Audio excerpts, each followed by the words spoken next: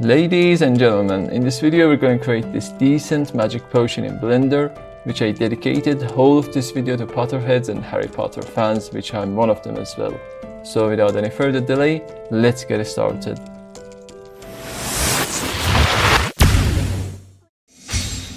For the first time in Century, I'm not gonna delete this default cube. Instead of that, let's delete this light here, select it and X and delete. Select the cube and scale it on the Y-axis a bit, just up to there, and press G, Z and 1 to bring it to the surface of our floor. And now let's apply the scale by holding Ctrl A and scale.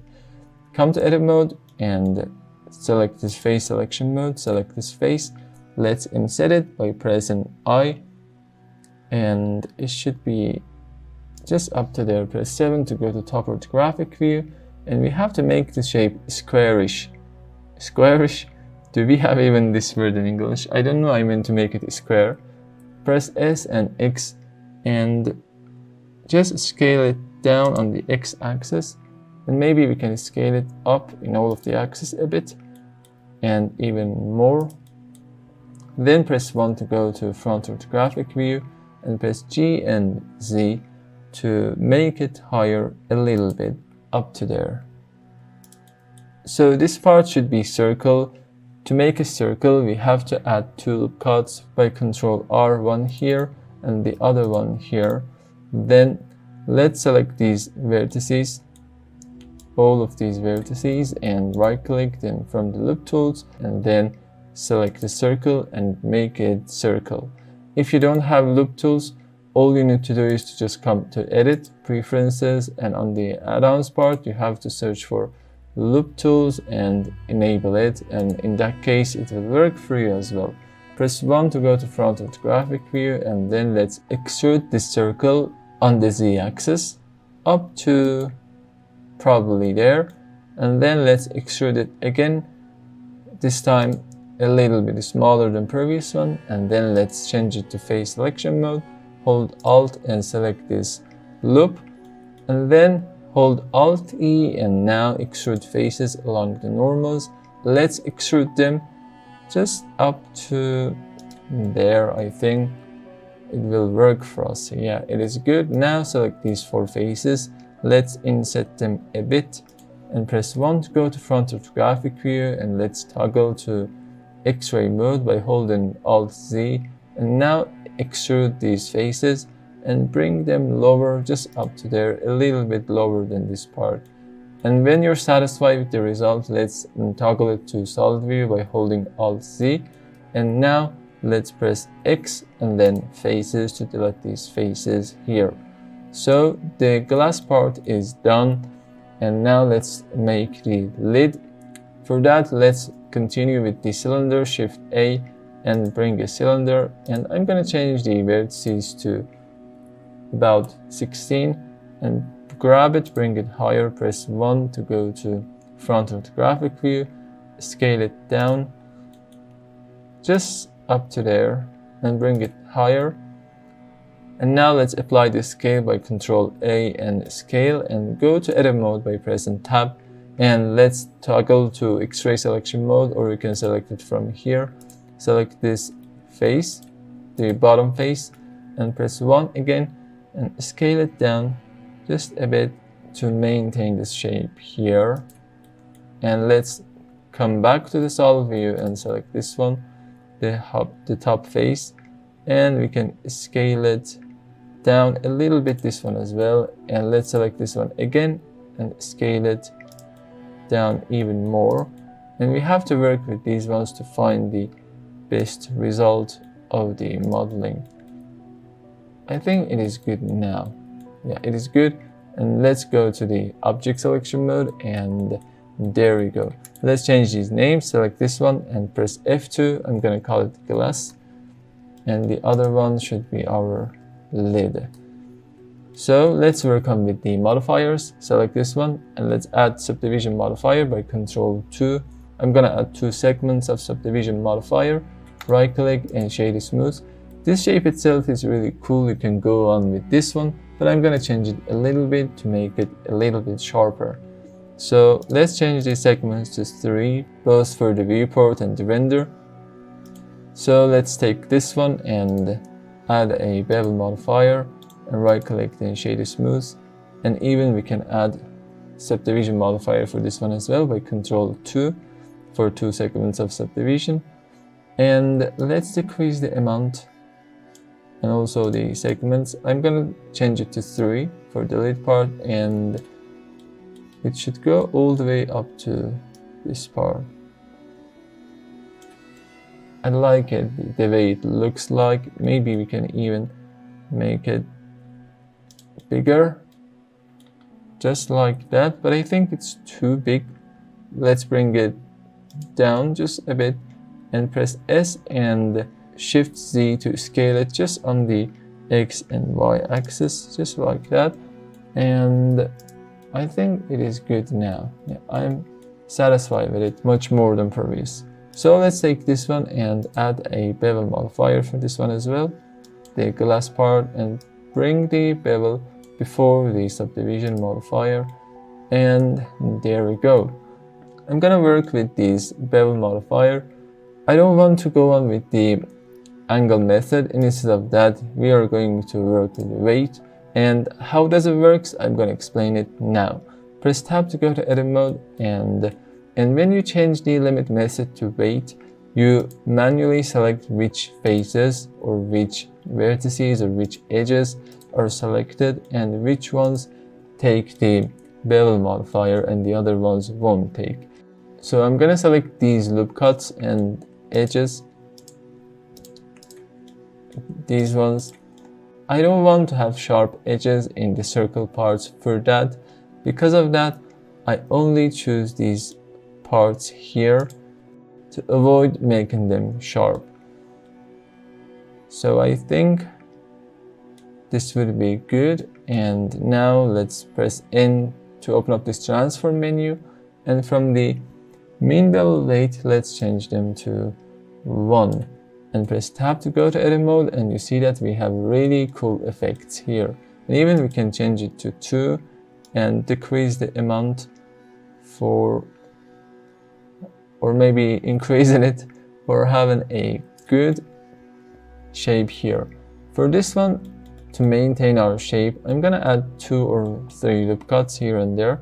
Press Ctrl R and add one here, and the other one should be in this part, and maybe we can add one in that part as well. Yeah, it is good now.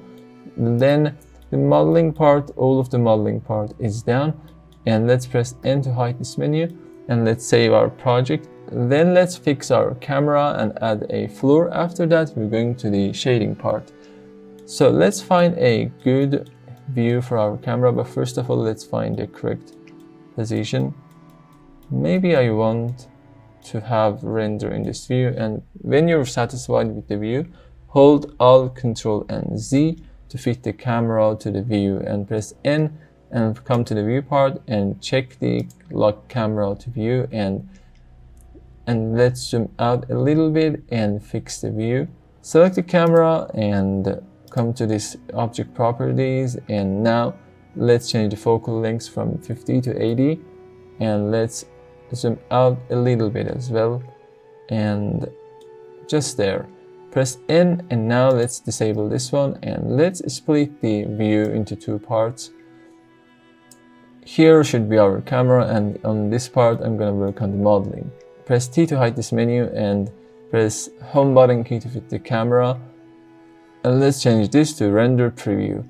Now let's add a floor by Shift A, and from the mesh I'm gonna bring a plane, and let's scale it up just like there. And here I think the camera didn't fit very well. Let's do it again, and let's change it to solid view.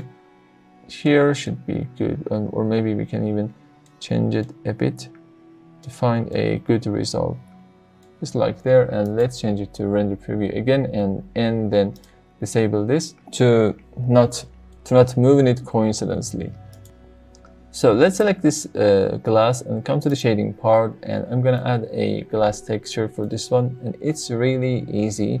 Let's change it to glass, change the material. Because it was the default cube, it has a default material in itself.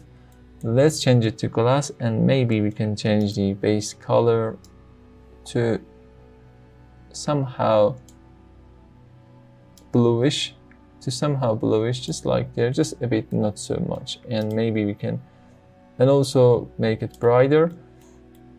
And here on the render part, you have to come all the way down and check the screen space reflections, and now we should bring transmission all the way up to 1, and also the roughness should be 0 or really low amount.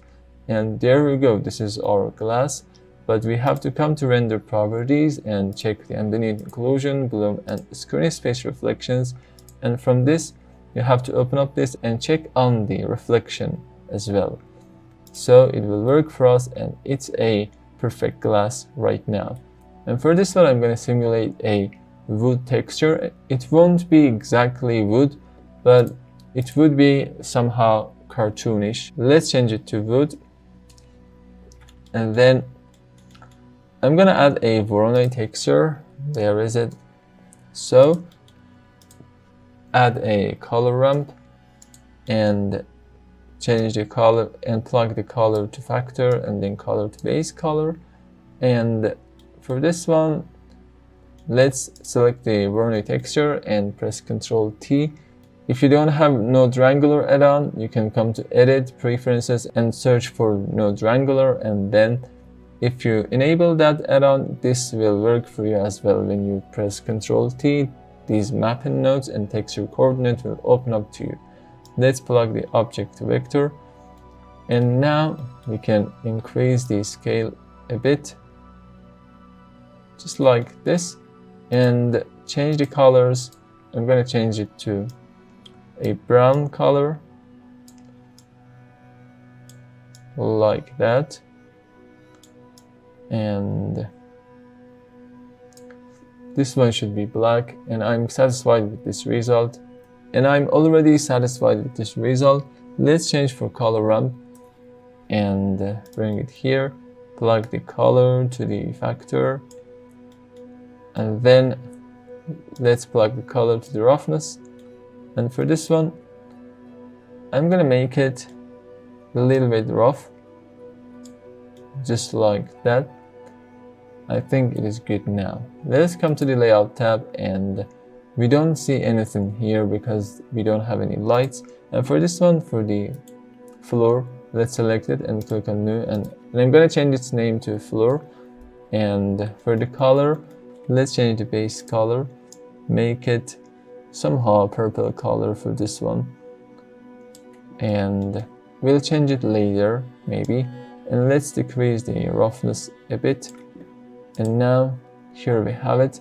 Let's work on with the lights. Press Shift A and add an area light and bring it higher, and maybe scale it up a little bit.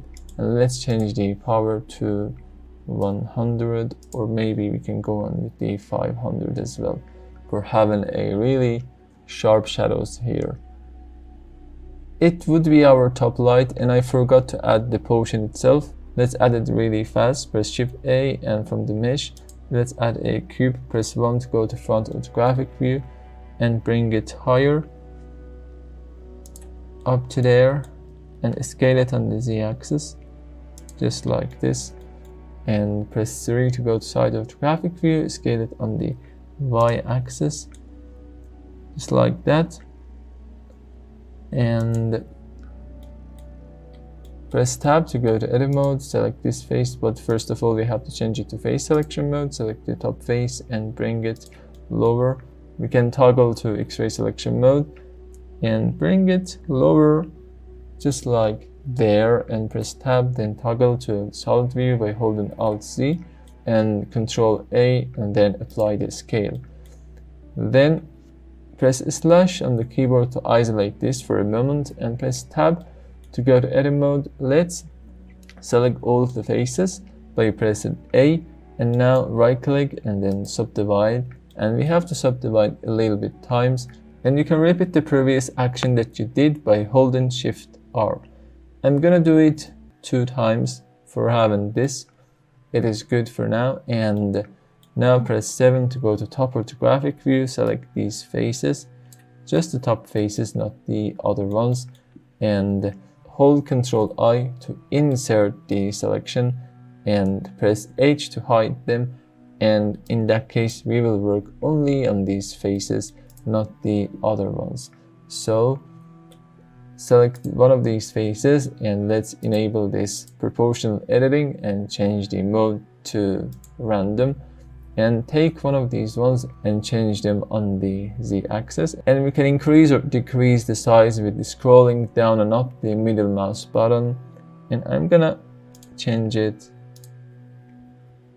and it would have random results. And now let's change it to smooth, and press 1 to go to vertex select mode, select these faces, and let's decrease the size, bring them a little bit higher, just like this, here and there. And we can work on these parts, and there we go. Then hold Alt H to bring back the hidden faces, and now press Tab to go to object mode and press slash to come back. So right click and then shade smooth, and I'm gonna give it subdivision modifier as well. Hold Ctrl 2 to add 2 levels of subdivision. You can see it from here. Come to the shading part and select this, then click on new, and I'm gonna call it potion. And now let's change its color to something like this, a color between green and blue. It should be just like this, and it should be really bright. And for the roughness, it shouldn't have that roughness because it's a liquid. And there we go. And even we can change the transmission a bit. We can make it transmittive just like this, and we can work on with the IOR. I think it would be good now. So let's come back to the layout tab, and this time let's add 2 lights. This time we're gonna add point lights, and it should be inside this glass. And let's change this view and let's change it to render preview as well to see what's happening. And I'm gonna bring it here and come to light properties or object data properties and increase the power to about 15, and I think it's really good now.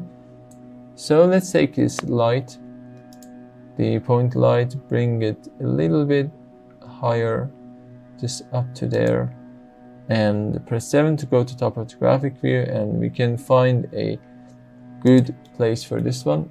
And now we can even change the color to a bluish color, and we can take a copy of this one with Shift D and bring it here and grab it, move it on the y-axis a little bit, and then we can add another light. Let's take this light, press 7 to go to top orthographic view, and by Shift D let's take a copy of this one, and now press 3 and rotate it by R to have this effect, here, and should be just like this. And then we can rotate it on the Z-axis a little bit, and there we go. So we can decrease or increase this power. Maybe it should be 200, or we can go on with the 1000 value. And for the world, let's come to the world properties and change the strength and decrease it a bit, just like this. And let's take this light, press 7 to go to top orthographic view and bring it. Let's take a copy of this one, change it, and it should be our second light, and it shouldn't be that strong. let's change it to 20 or maybe 50, and this part shouldn't be that dark at all. And at the end we have to add a rim light behind the glass. Let's take one of these lights and bring it here, change its rotation to there, and press 3 to go to side of graphic view, and we can work on the rotation. Bring it here and press 1 to go to front of the graphic view, and we can scale it, bring it a little bit higher to have this effect here. It's really cool. And also we can decrease it to 500. It is too strong. And there we go. We can take a copy of this one again and bring it here. I'm not sure how will it work, but we can try it at least. So I don't like this effect. Let's delete this light. And for this, and for the potion, let's change it a little bit. Let's change this preview to render preview, and I'm gonna change the potion, and it shouldn't be that transmitted at all. And there we go, we've created a decent magic potion with its glass and blender. And for the Potterhead, it's a special gift for you. Just create it and enjoy the process. And if you haven't subscribed yet and new to the channel, just click on the button below to subscribe and hit the bell in the case of not missing any new single update in the future. So see you on the next video, stay tuned.